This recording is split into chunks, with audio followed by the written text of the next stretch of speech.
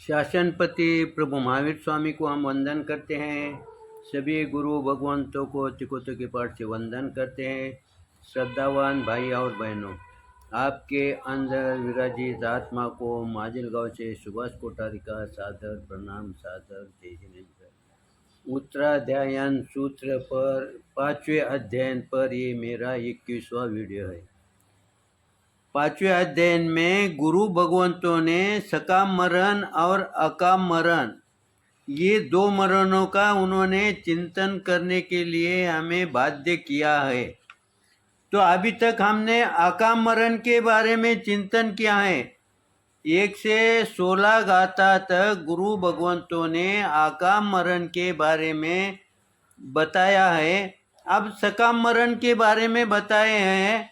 17वीं गाथा है, एवं अकाम मरणम बालनम तु पवेयी, ये तो सकाम मरणम पंडियानम शून्य न में।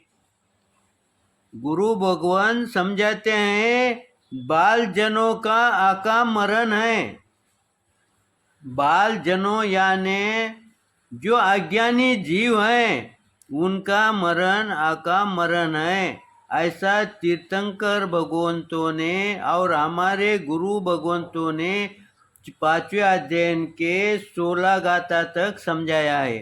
अब यहाँ से आगे 17वें गाथा के आगे उन्होंने सकाम मरण के बारे में वो बताते हैं कि सकाम मरण किसे कहते हैं। और जब हमें दोनों मरण का हमें ज्ञान हो जाएगा, अकाम मरण और सकाम मरण जब दोनों का ज्ञान हो जाएगा, तब हमें ये ध्यान में आएगा कि हम किस ओर जाने का है।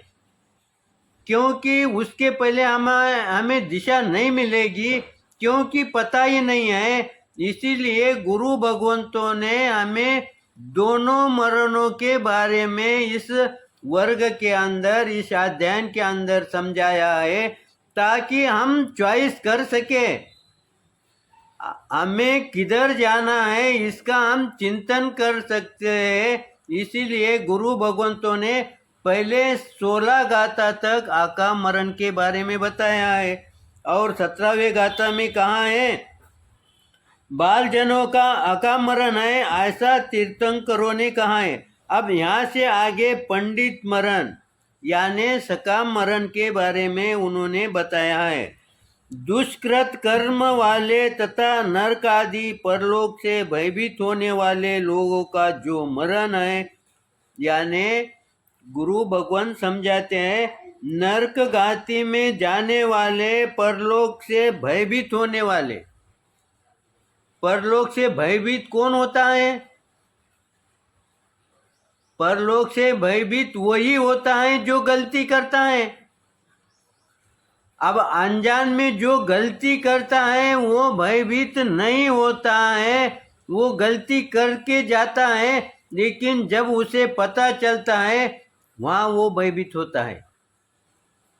और उसके पश्चात भी अगर वो वही गलती करते ही रहा है और वो सोचता रहा है कि परलोक किसने देखा है, ऐसा करते हुए अगर वो गलतियां करते ही रहा है, तो समझना वो गलतियां दुष्कर है या चिकने कर्म है, उसे वो भोगना ही पड़ेगा, उसमें से उसे छूट नहीं मिलेगी।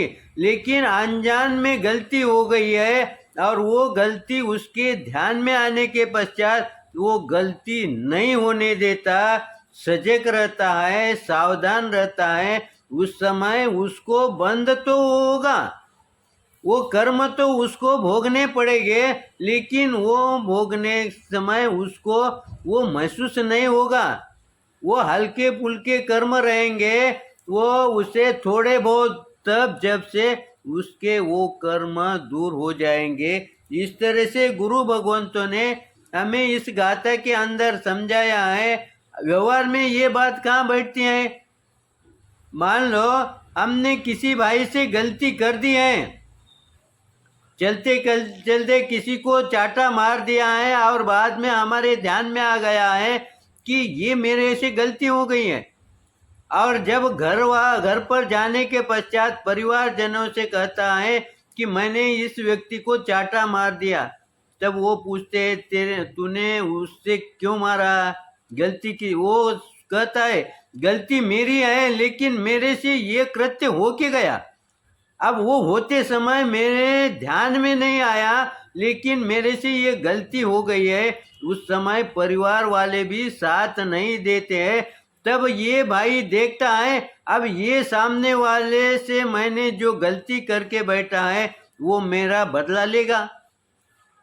तो ऐसा सोच के अगर यदि वो स्वयं उनके घर पर गया और स्वयं उनके परिवार वाले के चरणों में गिरने के बजाय पहले जिससे गलती की उसके चरणों में अगर वो गिर जाता है, भैया मेरे से ये गलती हो गई है, मुझे क्षमा कर दो, तब जो परिवार वाले हैं उसके, वो उनका जो क्रोध हुआ जागृत हुआ है वो ठंडा हो जाता है।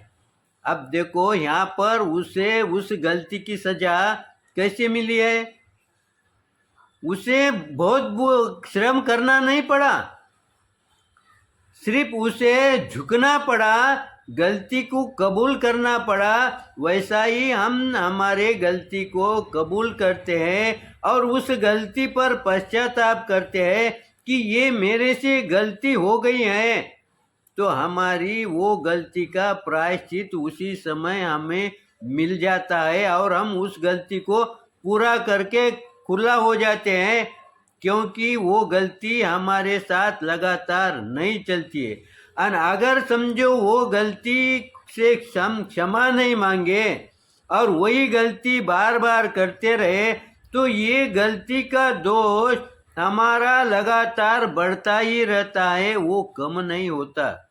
इसीलिए गुरु भगवंतों ने हमारे को इस गाथा के माध्यम से ये समझाया है कि अब आगे के लिए सावधान होने के लिए उन्होंने 18वें गाथा के अंदर क्या कहते हैं इस पर हम ध्यान देते हैं। मरणम पी संपूर्णानम जामेय मनुसूयम विपसन्ना मन्ना गयानम संजयानम उसी महो। गुरु भगवान 18वें गाथा में कहते हैं, जैसे कि मैंने परंपरा से सुना है। अब देखो यहाँ पर पहले भी सुना ये शब्द आया है, पहले काय के लिए सुना शब्द आया है? पहले नरक के बारे में सुना है, ऐसा उसका ध्यान में आता है, ये सुना है। लेकिन अब 18वें गाथा में गुरु भगवंत कहते हैं कि वो आत्मा कहती है कि मैंने सुना है। क्या सुना है? संयमी और जितेंद्रिय पुण्य आत्माओं का मरण अति प्रसन्न एवं आघात रहित होता है। संयमी और जितेंद्रिय, यहाँ पर दो शब्द आया है। एक संयमी यानी जो गलती हुई है उसके प्रति हमेशा सजग रहना, जागृत रहना, वो गलती दोबारा नहीं होना, ये संयमी हो गया। वो संयम में आ गया, वो सीमित क्रिया में आ गया। तुम सीमित क्रिया करने के लिए मना नहीं है, लेकिन क्रिया सीमित करो। इसीलिए गुरु भगवंत ये कहते हैं, जब हम बोलते हैं, बात करते हैं, उसकी भी मर्यादा रखो। इसीलिए हम देखते हैं जो हमारे गुरु भगवंत होते हैं, जिन्हें हम वंदनीय, पूजनीय और सबसे ज्येष्ठ गुरु भगवान समझते हैं, बड़े गुरु भगवान समझते हैं, वो बात अधिक नहीं करते हैं, वो सीमित बात करते हैं, उचित बात करते हैं, मीठी बात करते हैं। क्यों करते हैं? क्योंकि वो संयम में आए। अब अधिक बात करना ये उचित नहीं है। अधिक बात करे तो उसमें दोष लगता है, बोलने में कुछ ना कुछ गलत आ जाता है। इसीलिए गुरु भगवंत कहते हैं कि तुम बोलते समय भी संयम करो। इसीलिए यहाँ पर संयम शब्द आया है। और दूसरा जितेंद्रिय, जितेंद्रिय यानी कौन? जिन्होंने इंद्रिय पर विजय प्राप्त किए हैं। अब ये इंद्रिय पर विजय किसने प्राप्त किए हैं? हमने की है क्या? हम भी समय समय पर इंद्रिय पर विजय प्राप्त कर सकते हैं, करते हैं, नियंत्रण में लाते हैं, लेकिन ये बात हमारे ध्यान में नहीं आती है। लेकिन समय को देखते हुए यहाँ पर रुकते हैं, और मेरे अंदर कुछ गलत आया होगा तो वो क्षमा करेंगे, सही आया होगा तो लाइक करेंगे, शेयर करेंगे। इसी आशा के साथ ओम शांति।